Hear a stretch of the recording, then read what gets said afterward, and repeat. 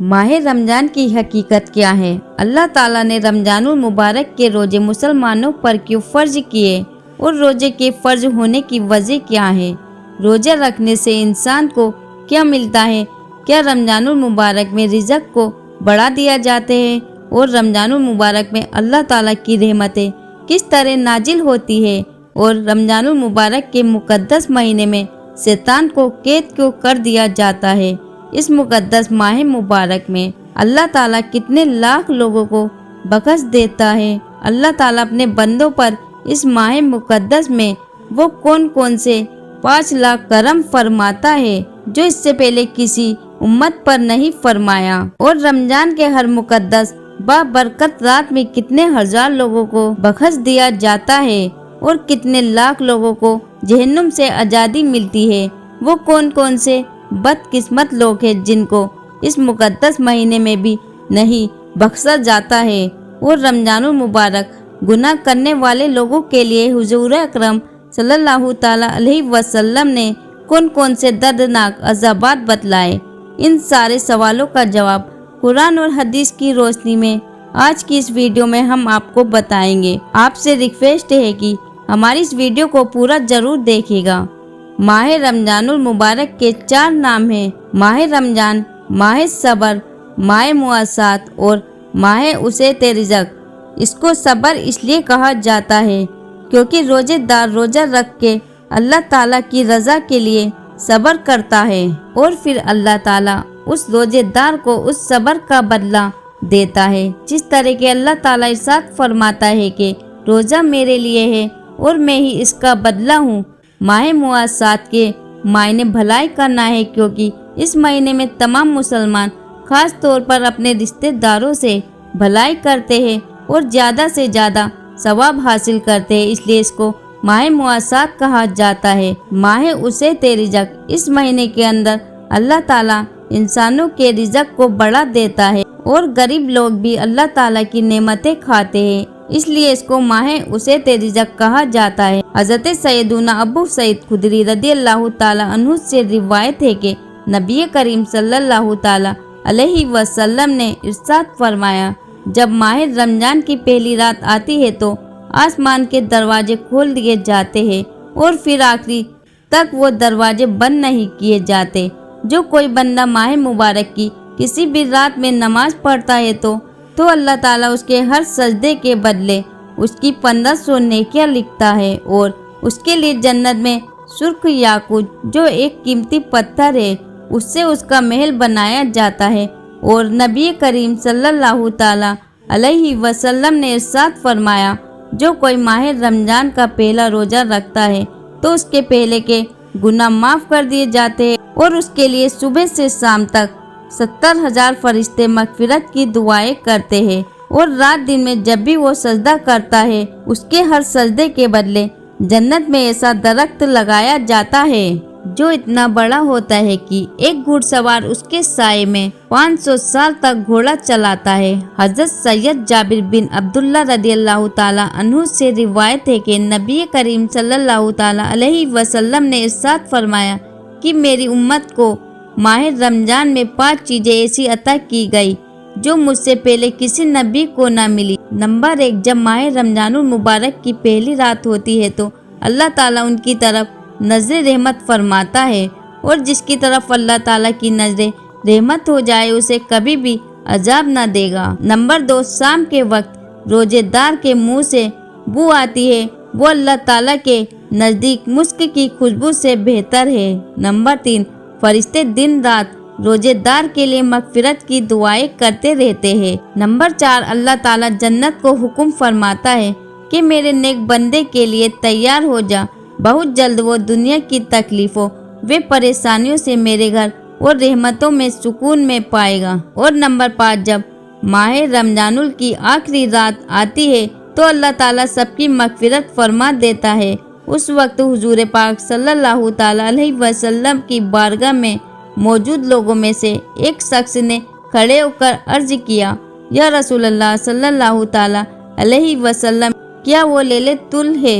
तो नबी करीम सल्लल्लाहु ताला अलैहि वसल्लम ने इरशाद फरमाया, नहीं, کیا تم نہیں دیکھتے مزدور جب اپنے کاموں سے فرصت ہو جاتے ہیں تو انہیں مزدوری دی جاتی ہے۔ حضرت سیدنا ابو ہریرہ اللہ تعالیٰ عنہ سے مروی ہے کہ نبی کریم صلی اللہ تعالیٰ علیہ وسلم نے ارشاد فرمایا کہ 5 نمازیں اور جمعے سے اگلے جمعے تک اور ماہ رمضان سے اگلے ماہ رمضان تک گناہوں کا کفارہ ہے جب تک کہ گناہ کبیرہ سے بچا جائے۔ حضرت سیدنا عبداللہ ابن مسعود رضی اللہ تعالیٰ عنہ سے روایت ہے کہ نبی کریم صلی اللہ تعالیٰ علیہ وسلم نے ارشاد فرمایا کہ رمضان شریف کی ہر رات آسمان میں صبح صادق تک ایک اعلان کرنے والا فرشتہ یہ اعلان کرتا ہے، اے بھلائی کرنے والے ارادہ مضبوط کر لے اور خوش ہو جا، اور اے برائی کا ارادہ رکھنے والے برائی سے رک جا۔ ہے کوئی معافی مانگنے والا جس کو معاف کر دیا جائے، ہے کوئی توبہ کرنے والا جس کی توبہ قبول کی جائے، ہے کوئی دعا کرنے والا کہ اس کی دعا قبول کی جائے، ہے کوئی سائل جس کا سوال پورا کیا جائے۔ اللہ تعالیٰ نماز المبارک کی ہر رات میں افطار کے وقت 60,000 گناہ گاروں کو جہنم سے آزاد کر دیتا ہے، اور عید کے دن سارے مہینے برابر گناہ گاروں کو بخش دیا جاتا ہے۔ اور ایک دوسری روایت میں حضرت محمد مصطفیٰ صلی اللہ تعالیٰ علیہ وسلم نے ارشاد فرمایا کہ ماہ رمضان المبارک کے ہر دن اللہ تعالیٰ 10 لاکھ لوگوں کو جہنم سے آزاد کر دیتا ہے۔ حضرت سیدنا عبداللہ ابن عباس رضی اللہ تعالیٰ عنہ سے روایت ہے کہ نبی آخری جمعہ محمد مصطفیٰ صلی اللہ تعالیٰ علیہ وسلم نے ارشاد فرمایا کہ اللہ تعالیٰ ماہ رمضان روزانہ افطار کے وقت 10 لاکھ ایسے گناہ گاروں کو جہنم سے آزاد کر دیتا ہے جن پر گناہوں کی وجہ سے جہنم واجب ہو چکی ہوگی، اور جمعے کے دن رات کی گھڑی میں ایسے 10 لاکھ گناہ گاروں کو جہنم سے آزاد کیا جاتا ہے جو اللہ کے عذاب کے حقدار بن چکے تھے۔ حضرت سیدنا عبداللہ ابن عباس رضی اللہ تعالیٰ عنہ سے روایت ہے کہ نبی کریم صلی اللہ تعالیٰ علیہ وسلم نے ارشاد فرمایا، جب رمضان المبارک کی پہلی رات آتی ہے تو عرش عظیم کے نیچے سے مسیرہ نامی ہوا چلتی ہے جو جنت کے درختوں کے پتوں کو ہلا دیتی ہے۔ اس ہوا کے چلنے سے ایسی خوبصورت آواز پیدا ہوتی ہے کہ اس سے بہتر آواز آج تک نہیں سنی گئی۔ اس خوبصورت آواز کو سن کر بڑی بڑی آنکھوں والی حوریں ظاہر ہوتی ہے، جہاں تک کہ وہ جنت کے اونچے محلات پر کھڑی ہو جاتی ہے، اور وہ حوریں کہتی ہے کوئی جو ہم کو اللہ تعالیٰ سے مانگ لے اور ہمارا نکاح اس سے ہو جائے۔ پھر وہ حوریں دروگائے جنت سے کہتی ہے، آج یہ کیسی رات ہے؟ اس وقت جنت کے دروگا حضرت رضوان علیہ السلام حوروں سے کہتے ہیں، یہ ماہ رمضان المبارک کی پہلی رات ہے، جنت کے دروازے امت محمدیہ کے روزداروں کے لیے کھول دیے گئے ہیں۔ روایت میں آتا ہے کہ جب رمضان المبارک کا مہینہ آتا تو نبی اکرم صلی اللہ تعالیٰ علیہ وسلم کا رنگ مبارک بدل جاتا اور آپ عبادت زیادہ کرتے ہیں اور اللہ تعالیٰ کی بارگاہ میں خوب دعائیں مانگا کرتے ہیں۔ حضرت سیدنا ابو ہریرہ رضی اللہ تعالیٰ عنہ بیان فرماتے ہیں، حضرت محمد مصطفیٰ صلی اللہ تعالیٰ علیہ وسلم نے ارشاد فرمایا، جب رمضان آتا ہے تو جنت کے دروازے کھول دیے جاتے ہیں اور دوزخ کے دروازے بند کر دیے جاتے ہیں اور شیاطین کو زنجیر میں جکڑ دیا جاتا ہے۔ اور رمضان المبارک کا مہینہ وہ برکت کا مہینہ ہے جس میں اللہ تعالیٰ چاہتا ہے کہ میرا بندہ زیادہ سے زیادہ میری عبادت کرے اور میری رضا حاصل کر لے۔ اسی وجہ سے اللہ تعالیٰ رمضان المبارک میں شیاطین کو قید کر دیتا ہے تاکہ شیطان مردود میرے اور میرے بندے کے راستے میں نہ آئے اور میرا بندہ زیادہ سے زیادہ میری عبادت کر کے زیادہ سے زیادہ میری نزدیک حاصل کر لے۔ لیکن بد نصیب ہے وہ لوگ جو اس ماہ مقدس میں بھی اپنی خواہشات کے پیچھے لگے رہتے ہیں اور اللہ تعالیٰ کی رضا کے کام چھوڑ دیتے ہیں اور اس ماہ مقدس کو بھی گناہوں کے اندر گزار دیتے ہیں، جبکہ اللہ تعالیٰ شیطان کو بھی اس پاک مہینے میں قید فرما دیتا ہے۔ اس کے باوجود بھی لوگ گناہوں میں جھکے رہتے ہیں۔ حضور اکرم صلی اللہ تعالیٰ علیہ وسلم نے ارشاد فرمایا کہ جو لوگ اس بابرکت مہینے میں بھی اپنی بخشش نہ کروا سکے تو وہ کب کروائیں گے؟ جو لوگ ماہ رمضان المبارک میں بھی گناہوں سے بھی باز نہیں آتے اس کے بارے میں حضور اکرم صلی اللہ تعالی علیہ وسلم نے ارشاد فرمایا۔ حضرت سیدنا ام ہانی رضی اللہ تعالی عنہ سے روایت ہے کہ نبی اکرم صلی اللہ تعالی علیہ وسلم نے ارشاد فرمایا کہ میری امت ذلیل اور رسوا نہ ہوگی جب تک وہ ماہ رمضان کا حق ادا کرتی رہے گی۔